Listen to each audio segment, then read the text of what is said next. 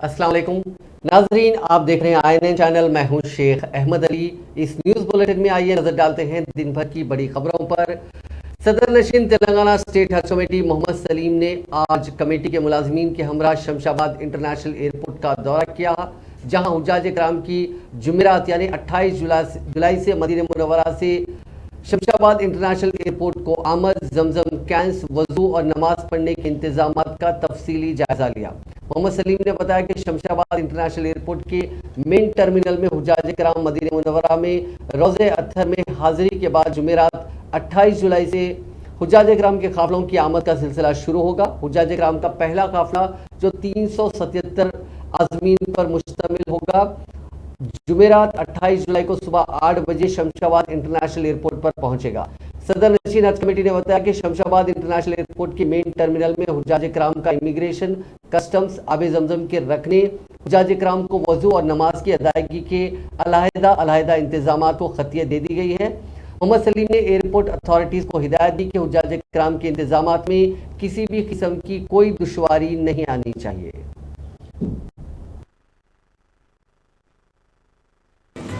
आपको ये हटा देंगे आप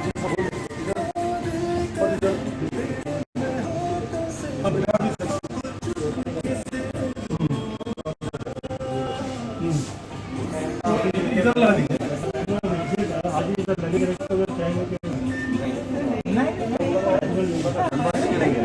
एक भरत साहब का बोलना ये है और पूरा एक मजमा चल जाएंगे। एक बार देखिए उधर देखिए।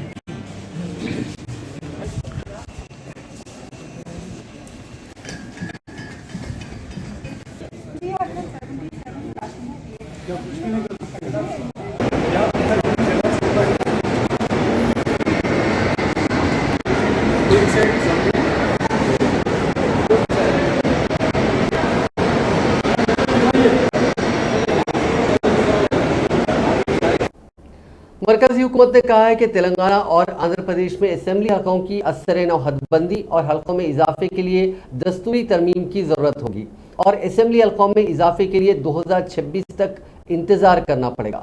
मरकज ने वाजे किया कि उस वक्त तक दोनों रियासतों में असेंबली की सीटों में इजाफा मुमकिन नहीं है।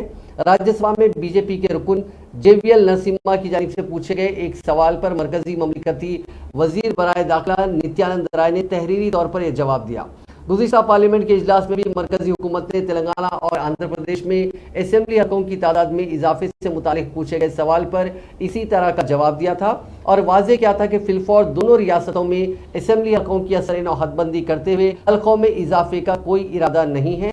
मरकज ने कहा था कि दस्तूर के आर्टिकल 170(3) के मुताबिक 2026 के बाद मरदमशुमारी के आदाद-ओ-शुमार जारी किए जाएंगे।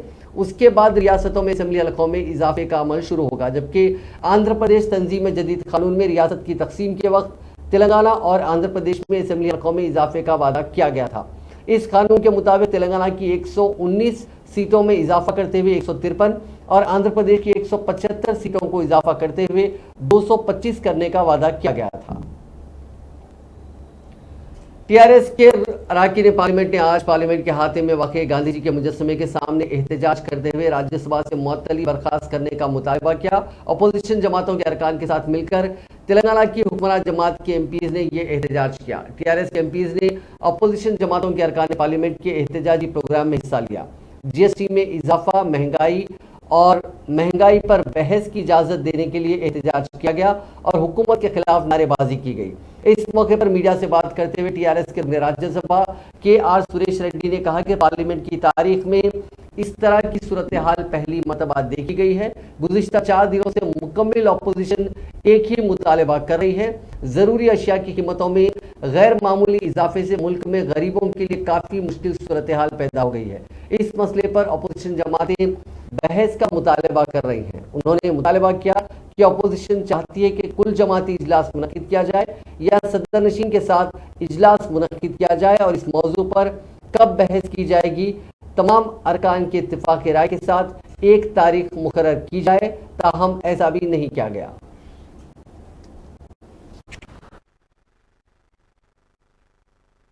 चलेगा नहीं चलेगा, तानाशाही नहीं चलेगा, नहीं चलेगा नहीं चलेगा, तानाशाही नहीं चलेगा।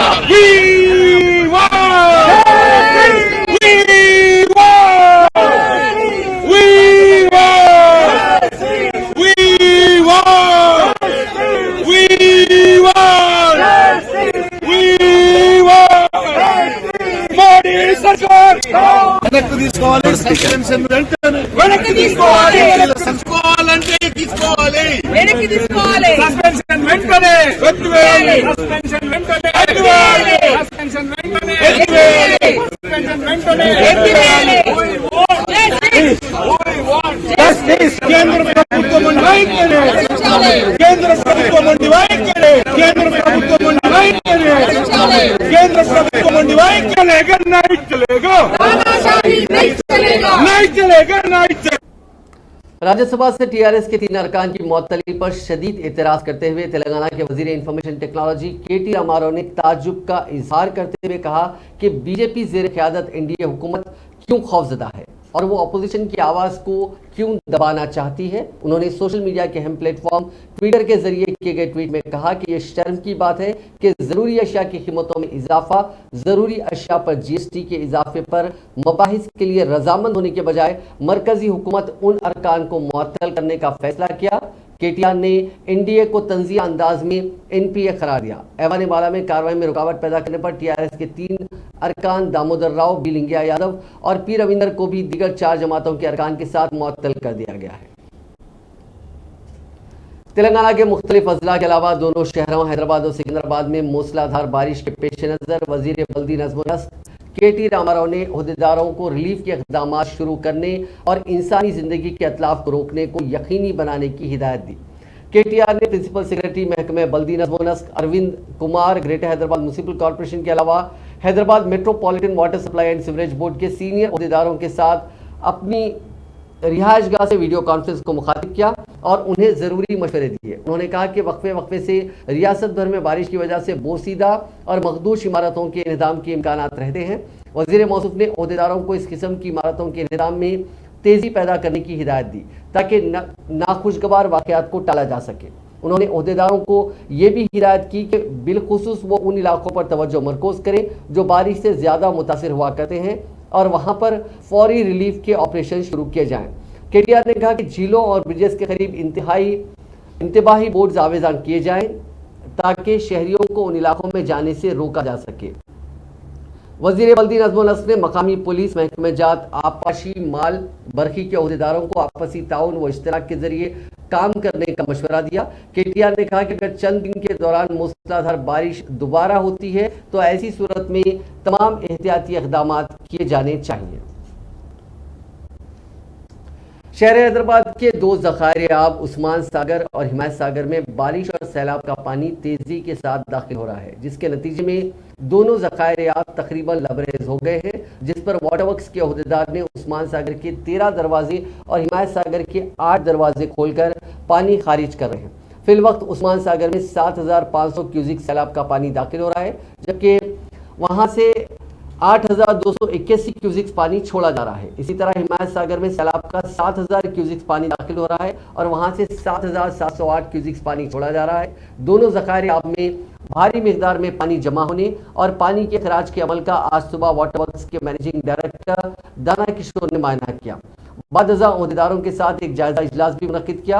उन्होंने दोनों ज़खायर आब के पास सिक्योरिटी में मजीद इजाफा और आम अफराद और सयाहों को दोनों ज़खायर आब के पास ना आने का मशवरा दिया। इन ज़खायर आब का पानी मूसा नदी में छोड़ा जा रहा है, जिसके पेश नज़र मूसा नदी के अतराफ के इलाकों के अवाम को चौकस रहने का मशवरा दिया गया है। इस सिलसिले में वाटर वर्क्स के अहदेदारों को पुलिस और जीएचएमसी के साथ मिलकर पानी में महसूर होने वाली कॉलोनियों के अवाम को महफूज मकामात पर मुंतकिल करने की हिदायत दी। 2 अहम ज़खायर आब उस्मान सागर और हिमायत सागर की सतह में गैर मामूली इजाफे के बाद उनके दरवाजे खोलते हुए पानी को छोड़ने का सिलसिला जारी है, जिसके पेश नज़र कल शब पुलिस ने नशीबी इलाकों के अवाम को चौकस किया। एसीपी देवेंद्र, चादरघाट सीआई सतीश ने मूसा नदी के आबगिर इलाकों चादरघाट, मूसा नगर, शंकर नगर, मूसा नदी के करीब रहने वाले लोगों को एहतियाती तौर पर चौकस किया। एसीपी देवेंद्र ने कहा कि जिन लोगों ने मकानात का इनखला नहीं किया उन्हें लापरवाही का मुजाहरा नहीं करना चाहिए और वहां से इनखला करना चाहिए। उन्हें खतरे में पड़ने से बचने के लिए एहतियाती तदाबीर के साथ ताउन करना चाहिए। सुल्तान बाजार के एसीपी देवेंद्र और चादरघाट के सीआई सतीश ने मकामी लोगों को एहतियाती तदाबीर के बारे में भी आगाह किया।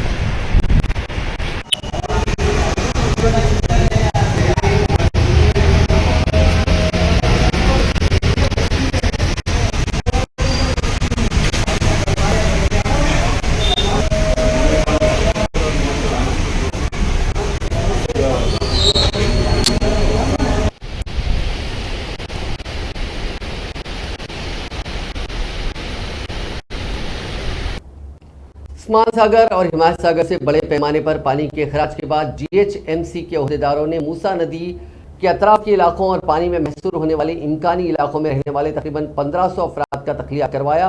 उन अफराद को शेल्टर होम्स मुंतकिल किया गया, जहां जीएचएमसी की जानिब से उनके लिए ग़िज़ा और दीगर इंतजाम किए गए हैं। जीएचएमसी मेयर विजय लक्ष्मी ने इस सिलसिले में ट्वीट करते हुए कहा कि महकमे रेवेन्यू के साथ तालमेल के जरिए उन अफराद को मुंतकिल किया गया।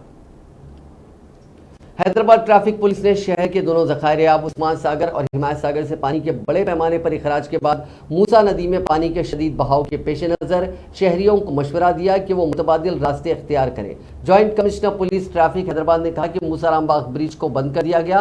अंबरपेट काचीगुड़ा और मूसारामबाग मलकपेट के दरमियान गाड़ियों को जाने की इजाज़त नहीं दी जा रही है। दिलसुख नगर मलकपेट चादरघाट कोठी रूट पर भारी ट्रैफिक देखी गई। गाड़ी सवारों से दरखास्त की गई है कि वो उन रूट्स को इख्तियार ना करें और कल सुबह तक मुतबादिल रूट्स इख्तियार करें। मूसा नदी में पानी के बहाव में कमी के बाद मूसारामबाग ब्रिज को ट्रैफिक के लिए खोल दिया जाएगा। उन्होंने कहा कि इम्कान है कि ये ब्रिज कल सुबह तक आवाम के लिए खोला जाएगा। नेशनल डिजास्टर रिस्पांस फोर्स की एक टीम ने मंगल की रात एक ही खानदान के उन 5 अफराद को बचाने में कामयाबी हासिल कर ली जो गंडीपेट में मूसा नदी के सैलाबी पानी में फंस गए थे। दरिया के करीब एक फार्म हाउस में एक खानदान फंस गया था, जिनमें 3 खवातीन और एक बच्चा शामिल था। महकमे माल के ओहदेदारों को इस खानदान के रिश्तेदारों की जानिब से एक पैगाम मौसूल हुआ था, जिसके बाद महकमे जात, बल्दी नज़्म-ओ-नस्क, वाटर वर्क्स और जीएचएमसी की मुख्तलिफ टीमों को उस मकाम पर रवाना कर दिया गया। इब्तिदा में उस खानदान को निकालने की कोशिशें की गई थी, ताहम तारीकी होने की वजह से मुश्किलात पेश आ रही थी। ताहम 5 घंटे तवील ऑपरेशन के बाद एनडीआरएफ की एक टीम ने उस खानदान को सैलाबी पानी से बचाने में कामयाबी हासिल कर ली। एनडीआरएफ की टीम में शामिल एक रुकन ने बताया कि कश्ती की मदद से उन तमाम अफराद को बचा लिया गया, जिनमें एक 5 बरस का बच्चा भी शामिल है और वो तमाम महफूज है। मूसा नदी में गिर जाने वाले शख्स की पुलिस ने जान बचाई। उस्मान सागर और हिमायत सागर के दरवाजे खोल दिए जाने की वजह से मूसा नदी की सतह आब में इजाफा हो गया और नदी बह रही है। इस दौरान आज पुराना पुल के पास एक शख्स मूसा नदी में गिर पड़ा था। मंगलहाट पुलिस स्टेशन से वाबस्ता सब इंस्पेक्टर राम बाबू और हबीबनगर पुलिस स्टेशन के इंस्पेक्टर साइदा बाबू ने पानी में उतरकर उस शख्स की जान बचाई। उसे फौरी इलाज के लिए अस्पताल मुंतकिल किया गया।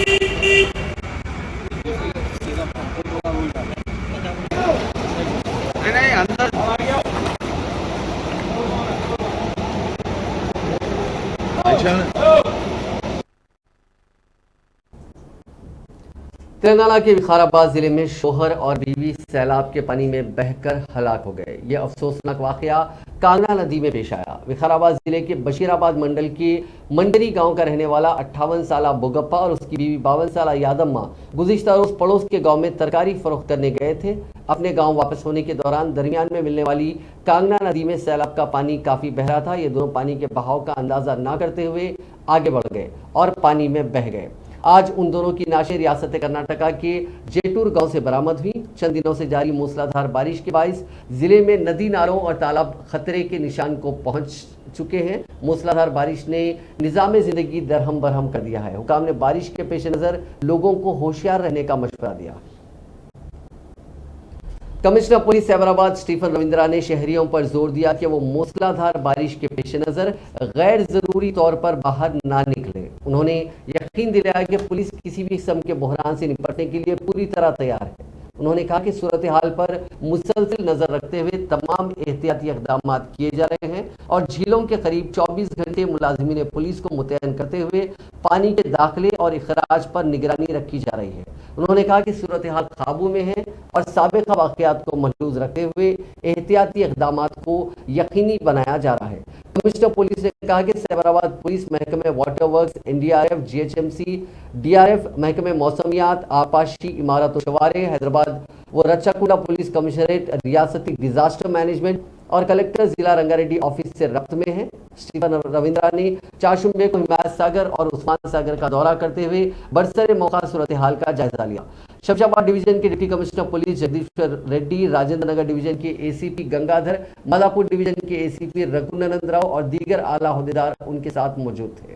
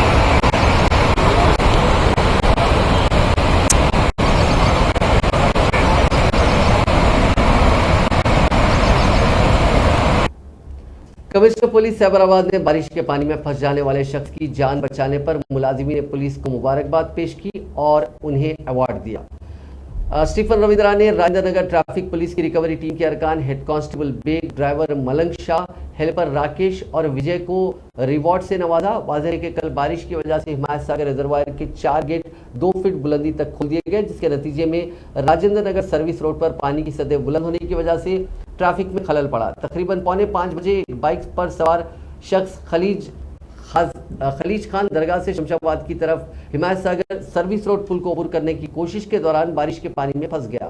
उसे बचा लिया गया। हेड कांस्टेबल बेग की क़यादत में रिकवरी वैन की टीम ने बहादुरी का मुजाहरा करते हुए फराइज अंजाम दिए और उसकी जान बचाई।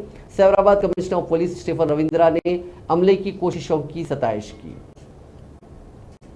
मरकजी वजीर सियाहत व सकाफत जी किशन रेड्डी ने इल्ज़ाम लगाया कि चीफ मिनिस्टर तेलंगाना के चंद्रशेखर राव का खानदान तेलंगाना को मरकज की तरफ से स्मार्ट सिटीज़ के जारी करदा फंड्स पर झूठ बोल रहा है।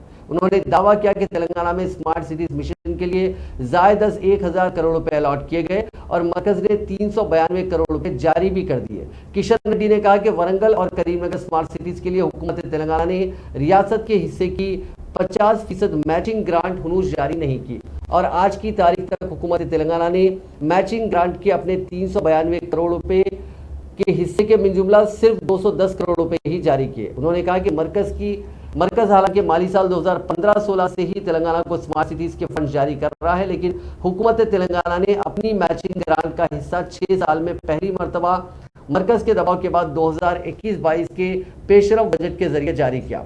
किशन रेड्डी ने जो हल्के लोकसभा सिकंदराबाद के रुकन भी हैं, ज़राए अबलाग के नुमाइंदों से बात करते हुए कहा कि हुकूमत तेलंगाना ने करीमनगर और वरंगल स्मार्ट सिटीज प्रोजेक्ट के लिए मरकज के दबाव के बायस ही रकम जारी की थी। उन्होंने कहा कि अगर रियासती हुकूमत बर वक्त अपने हिस्से की रकम जारी कर देती तो ऐसी सूरत में वरंगल और करीमनगर में ड्रेनेज और सीवरेज की सहूलतों को बेहतर बनाया जा सकता था और हालिया सैलाब के दौरान नुकसान कम हो सकते थे। उन्होंने निशानदेही की कि मरकजी हुकूमत ने दही इलाकों की तरक्की के लिए एक मिशन के तहत 2780 करोड़ रुपए अलॉट किए और इस मिशन के तहत तेलंगाना में 12 शहरों का अहाता करते हुए पहले मरहले में 1660 करोड़ रुपए के प्रोजेक्ट्स का मंसूबा मंजूर किया। किशन रेड्डी ने कहा कि हुकूमत तेलंगाना के अलावा अहम वज़रा बशमूल फाइनेंस, सेहत, आबपाशी, land and revenue, commercial taxes, बल्दी नज़्म व नस्क व शहरी तरक्की वगैरह से सिर्फ एक ही खानदान निपट रहा है। बीजेपी के रियासती सदर बंडी संजय ने दावा किया कि कांग्रेस के रुकन असेंबली कोमट रेड्डी, राजगोपाल रेड्डी के अलावा कांग्रेस और टीआरएस के कई अहम कायदीन बहुत जल्द बीजेपी में शामिल होने वाले हैं। उन्होंने कहा कि अनकरीब कांग्रेस रुकन असेंबली राजगोपाल रेड्डी दिल्ली में जाफरानी खंडवा पहनने वाले हैं। बंडी संजय ने कहा कि टीआरएस के कई अरकान असेंबली भी हमसे राब्ते में हैं, वो मुनासिब वक्त का इंतजार कर रहे हैं। वक्त आने पर टीआरएस के अलावा कांग्रेस के कई कायदीन बीजेपी में शामिल हो जाएंगे। उन्होंने वाजे किया कि दीगर जमातों के कायदीन को बीजेपी में शामिल करने के मसले पर हमारे दरमियान कोई मुतफरिक राय नहीं पाई जाती। उन्होंने कहा कि चंद्रशेखर राव हुकूमत की बदनुवानियों के मामले में एनफोर्समेंट डायरेक्टरेट अपना काम करेगा। बंडी संजय ने कहा कि तेलंगाना में असेंबली के जब भी इंतखाबात होंगे बीजेपी उसका सामना करने पूरी तरह तैयार है। अनकरीब शुरू होने वाली अपनी पदयात्रा के इंतजामात के सिलसिले में कायदीन और कारकुनों के साथ आज उन्होंने एक इजलास मुनक्किद किया। इस इजलास से खिताब करते हुए बंडी संजय ने कहा कि अब तक 2 मरहलों में उन्होंने रियासत के मुख्तलिफ असेंबली हलकों में पदयात्रा की जो इंतहाई कामयाब रही। इस पदयात्रा की कामयाबी की वजह से कई लोग बीजेपी की तरफ रागिब हो रहे हैं। उन्होंने कहा कि फिलवक्त तेलंगाना में बीजेपी के लिए हालात साजगार हैं। भुवनगिर जिले से ताल्लुक रखने वाले बाज अफराद ने इलेक्शन कमीशन को एक मकतूब रवाना करते हुए टीआरएस के रुकन राज्यसभा पार्थसारथी रेड्डी के खिलाफ शिकायत दर्ज करवाई। उन्होंने बताया कि टीआरएस रुकन राज्यसभा ने अपने इंतखाबी हलफनामे में उनके खिलाफ दर्ज फौजदारी मुकदमात और इनकम टैक्स के दावों की तफसीलात पेश नहीं की। गाँव वालों ने अपनी दरखास्त में इलेक्शन कमीशन से ख्वाहिश की कि वो झूठा हलफनामा दाखिल करने वाले टीआरएस के रुकन राज्यसभा को नाअहल करार दे। बताया गया है कि पार्थसारथी रेड्डी के खिलाफ शिकायत करने वालों में भुवनगिर जिले के अंतम्मागुडम और दीगर मौजूआत के अफराद हैं जो पार्थसारथी रेड्डी की फार्मा कंपनी से काफी परेशान हैं। इस कंपनी से निकलने वाली आलूदगी से मकामी अवाम की सेहत खराब हो रही है। गांव वालों ने इस कंपनी के खिलाफ पोल्यूशन कंट्रोल बोर्ड में भी शिकायत दर्ज करवाई थी। सीनियर नायब सदर तेलंगाना प्रदेश कांग्रेस कमेटी जी निरंजन ने इलेक्शन कमीशन से मुतालबा किया कि वो वोटर लिस्ट को आधार कार्ड से फोटो शनाख्ती कार्ड लिंक करने के मसले पर अपोजिशन पार्टियों का मुश्तरका इजलास तलब करे। निरंजन ने वजीर बल्दी नज़्म व नस्क केटी रामाराव की बर्थडे पार्टी मुनज़्ज़म न करने पर बेलमपल्ली म्युनिसिपल कमिश्नर की जानिब से नोटिस जारी करने की मजम्मत की। सीओ को, एसएसडी, डीओ को, ईआरओ को आदेश दिए इलेक्शन कमीशन जो प्रोसेस को अडॉप्ट करना चाहिए उस प्रोसेस के बारे में भी क्लियरली उन लोग बताए। ईआरओ साहब जो इलेक्ट्रोल रजिस्ट्रेशन ऑफिसर हर एक असेंबली सेगमेंट में रहते, इलेक्शन कमीशन बजाय सो वो डिटेल्स को जनरेट कर अपना अपना बीएलओ को देना चाहिए। वो बीएलओ फील्ड में जाकर वो सिमिलर एंट्री आईसो वोटर के पास जाकर वेरीफाई कर एक्चुअली उनको कहां पर है, कौन से एड्रेस पे है, वो मालूम कर फॉर्म 7 या 8 के ऊपर उनका सिग्नेचर लेके वो दूसरे जगह से उनका नाम को रिमूव करना चाहिए। यह प्रोसेस है। मगर इससे पहले नहीं, कुछ पेपरों में आया था, मार्च में आया, तो पूरा इलेक्शन कमीशन से विजय सो जो डाटा है उसको जनरेट करके एक रूम में डाल दिए, कोई उसके ऊपर तवज्जो नहीं दे रहे। हम 14 मार्च को जबकि सीईओ साहब बुद्ध प्रकाश साहब से एक लेटर लिख के उनसे पर्सनल भी मिल के बोले, उन लोग उसके ऊपर ने गौर करने के वास्ते भी बात करे।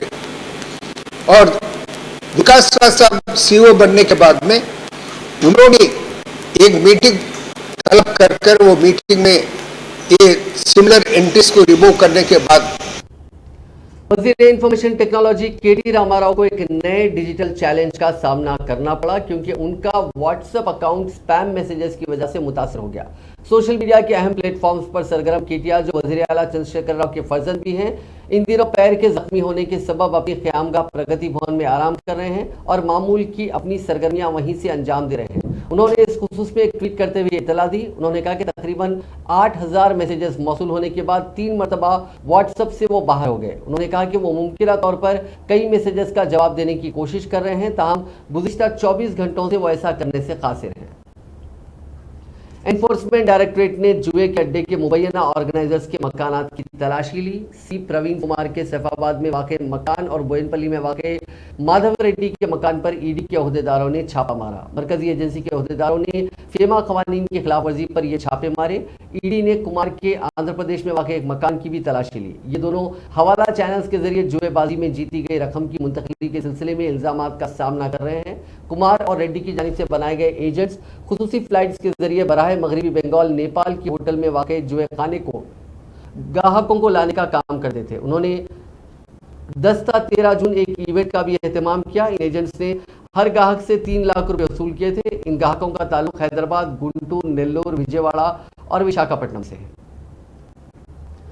जुबली हिल्स के सनसनीखेज इज्तिमाई असमत रेजी केस के 4 कम उम्र मुलजिमीन को जमानत पर रिहा कर दिया गया। जुवेनाइल जस्टिस बोर्ड ने मंगल को उनकी जमानत मंजूर की और उन्हें सईदाबाद में वाक़ जुवेनाइल होम से रिहा कर दिया गया। इस केस का एक बालिग मुलजिम सादुद्दीन मलिक हुनूस जेल में है, क्योंकि उसकी दरख्वास्त जमानत पहले ही मुस्तरद की जा चुकी है। तकरीबन 50 दिन तक तहवील में रहने के बाद ये 4 कम उम्र मुलजिमीन जमानत पर रिहा हुए हैं। जुवेनाइल जस्टिस बोर्ड ने उन मुलजिमीन के वकला की इस दलील के बाद जमानत मंजूर की कि चूंकि पुलिस की जानिब से इस केस की तहकीकात मुकम्मिल हो गई है, इसलिए वो जमानत के हकदार हैं। जुबली हिल्स पुलिस ने कम उम्र लड़की की इज्तिमाई असमत रेजी के इल्जाम में इन 4 कम उम्र मुलजिमीन के अलावा एक दूसरे बालिग मुलजिम को गिरफ्तार किया था। इस्तिगासा ने दरखास्त जमानत की इस बुनियाद पर मुखालिफत की कि उनकी रिहाई से तहकीकात पर असर पड़ेगा, जो हुनूस जारी है। जुवेनाइल जस्टिस बोर्ड ने उन 4 कम उम्र मुलजिमीन की रिहाई का इस शर्त पर हुक्म दिया कि वो तहकीकाती ओहदेदारों के साथ ताउन करते हुए हर माह डिस्ट्रिक्ट प्रोबेशन ऑफिसर के रूबरू हाजिरी देंगे। जिले करनूल में पेश आए सड़क हादसे में 3 अफराद मौके पर ही हलाक हो गए और मजीद 3 शदीद जख्मी हो गए। यह हादसा जिले की आउटर रिंग रोड पर चारशंबे की सुबह के अवरीन सातों में उस वक्त पेश आया जब तेज रफ्तार लॉरी ने कार को टक्कर दे दी। हादसा इतना खतरनाक था कि 3 अफराद मौके पर ही हलाक हो गए। 3 जख्मियों को इलाज के लिए फौरी तौर पर सरकारी अस्पताल मुंतकिल किया गया। महलूकीन की शिनाख्त गणेश, रुद्रा और सोमशेखर के तौर पर की गई है। उनका ताल्लुक जिले अनंतपुर से है, जो कार में अनंतपुर जा रहे थे। इस हादसे के बाद लॉरी ड्राइवर मकामी हादसे से फरार हो गया।